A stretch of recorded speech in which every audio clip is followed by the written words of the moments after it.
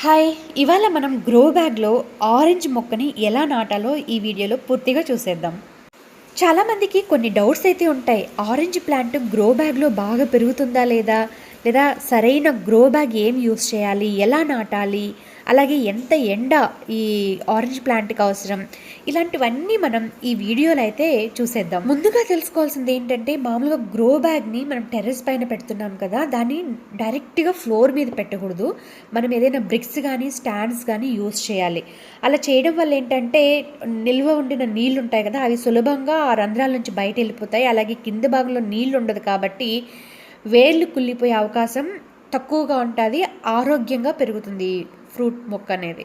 నేనైతే విటుకురాలు యూజ్ చేశాను. ఇకపోతే రెండవది మనం ఈ ఆరెంజ్ ప్లాంట్‌కొచ్చి నేనైతే 18-24 గ్రో బ్యాగ్ అయితే యూజ్ చేశాను. ఎందుకంటే మనకి 24 లెంత్ ఉంటది కాబట్టి ఆ వేర్లు బాగా కిందకి పోయి మనకి చెట్టు అనేది చాలా బలంగా, ఆరోగ్యంగా పెరుగుతుంది.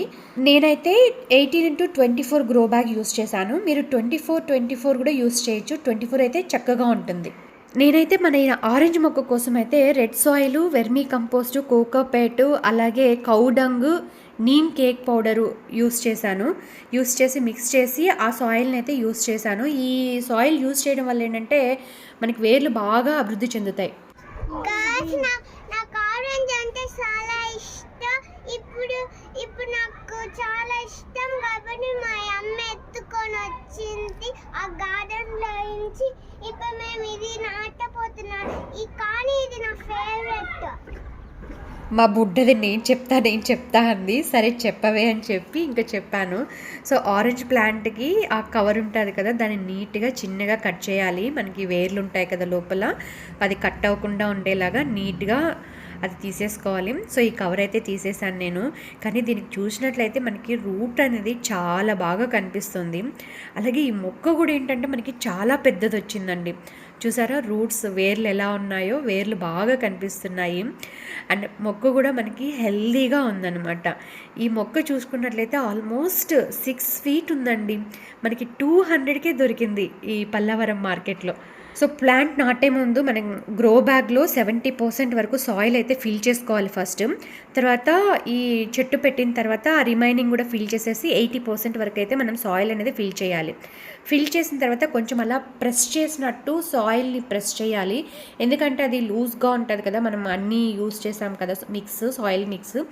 సో లూజ్గా ఉంటుంది కాబట్టి కొంచెం ప్రెస్ చేయాలి, మరీ ఎక్కువ కాదు. కాండం ఉంటుంది, కాండం పక్కన మిగిలిన మట్టి మొత్తం కొంచెం అలా ప్రెస్ చేయాలి. ఆ ప్రెస్ చేసేసి మనకి ఎంతవరకు కావాలో అంతవరకు అయితే సాయిల్ అనేది మనం ఫిల్ చేసేసుకోవాలి. యాక్చువల్గా మనం 24 సైజు గ్రో బ్యాగ్ యూస్ చేస్తున్నాం కదా, సాయిల్ అయితే చాలా ఎక్కువ పడుతుందండి.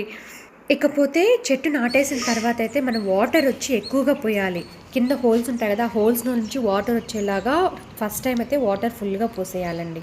ఇకపోతే దీనికి సపోర్ట్ అయితే మనం ఏదైనా కర్ర అయితే కట్టుకోవాలి. ఇది మొక్క పైకి పెరుగుతుంది కదా సన్నగా, సో గాలికై వాలిపోకుండా, వర్షాకాలం, ఇప్పుడు వర్షాలు గాలి ఎక్కువ ఉంటాయి చెన్నైలో. సో వాలిపోకుండా మనం ఈ కర్ర ఒకటి స్ట్రైట్ది కట్టామంటే చెట్టు కూడా స్ట్రైట్గా పెరుగుతుంది. మరి మన ప్లాంట్ చూసారు కదా ఎంత హెల్దీగా ఉందో ప్లాంట్. ఇకపోతే ఈ ప్లాంట్కి మనకి దగ్గర దగ్గర 6 నుంచి 8 గంటల ఎండ అయితే చాలా అవసరం. అందుకే చెన్నై క్లైమేట్కి ఆరెంజ్ అనేది ప్లాంట్ చాలా బాగా పెరుగుతుంది. ఫ్రూటింగ్ కూడా చాలా బాగుంటుంది. ఇంకొక విషయం ఏంటంటే నేను ఇక్కడ డ్రై లీవ్స్ అయితే యూస్ చేశానండి. డ్రై లీవ్స్ యూస్ చేయడం వల్ల ఏంటంటే ఆ మిక్స్ ఉంటుంది కదా, సాయిల్ మిక్స్, అది పొడి బారకుండా ఉంటుంది. సో ఆ వేర్లు అయితే దెబ్బతినకుండా ఇది ప్రొటెక్ట్ చేస్తుంది. అలాగే ఒక కంపోస్ట్ లాగా కూడా మనకి ఉంటుంది. ఈ లీవ్స్ అయితే నేను మన వేపాకులు ఉంటాయి కదా, వేపాకులు, అలాగే మా పక్కింట్లో మొన్న ఉసిరి చెట్టు ఒకటి కొట్టేశారు. సో ఆకులు, వేపాకులు 2 కలిపి అయితే నేను యూస్ చేశాను. చాలా మంచిది కదా, ఆర్గానిక్గా ఉంటుందని ఆ 2 లీవ్స్ అయితే నేను డ్రై లీవ్స్గా యూస్ చేశాను దీనికి. ఇకపోతే నెక్స్ట్ టైం నుంచి వాటర్ వచ్చి మనం డైలీ పోయకూడదు.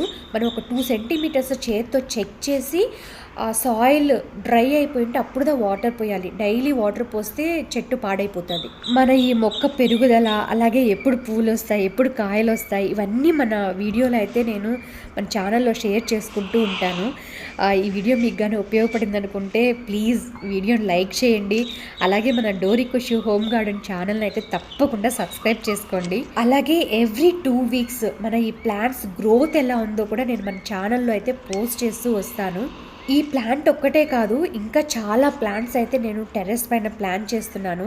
కాబట్టి మనకి సాయిల్ మిక్స్, ఏ ప్లాంట్స్ యూస్ చేస్తున్నాం, ఏ ప్లాంట్స్ చెన్నై క్లైమేట్కి బాగుంటాయి, ఇవన్నీ మన ఛానల్లో అప్ టు డేట్ నేను పోస్ట్ చేస్తుంటానండి. దయచేసి మన ఛానల్ని సబ్స్క్రైబ్ చేసుకొని అలాగే ఒక లైక్, ఒక కమెంట్ అయితే పెట్టేసేయండి. Thank you.